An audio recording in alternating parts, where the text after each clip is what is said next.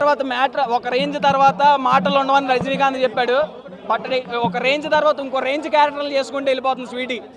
ఒక సినిమా తర్వాత ఇంకో సినిమా. అసలు యాక్షన్ సీక్వెన్స్ అయితే మామూలుగా లేవు.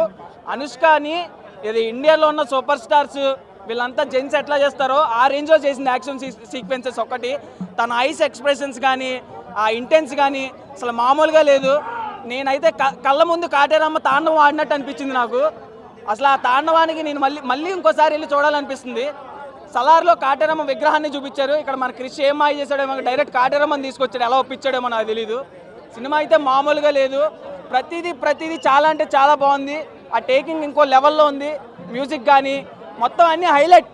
ఇప్పుడు అదేమంటారు లేడీ మొన్న కొత్త లేడీ సూపర్ స్టార్ది 93 crores అంటున్నారు కదా. 3-4 daysలో 100 crores క్రాస్ చేస్తుంది సినిమా. మామూలుగా అంటే మామూలుగా లేదు అన్న. రాత్రి బగ్గ తినొచ్చిన బోటి సూపర్ హిట్ అవుతుంది ఘాటి. సినిమా మాత్రం సూపర్ ఉందన్న.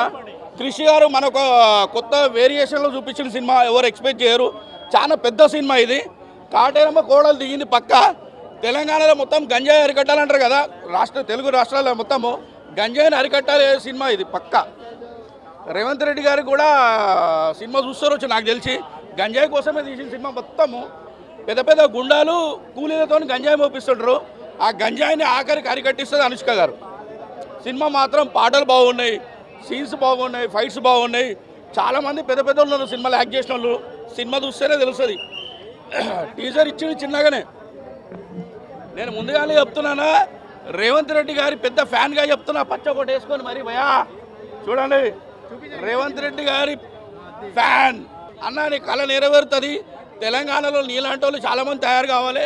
మీరు 10 ఏళ్ళుగా సీఎం ఉండాలి. గంజాయిని అరికట్టడానికి కృషి గారు ఒక సినిమా తీసిన సూపర్ హిట్ అవుతుంది పక్క. ఘాటి అని చెప్పి పెద్ద లాఠీ పెట్టారన్న. టు బి ఫ్రాంక్ అసలు ఎక్కలేదు. ఎక్కడ ఒక 5-10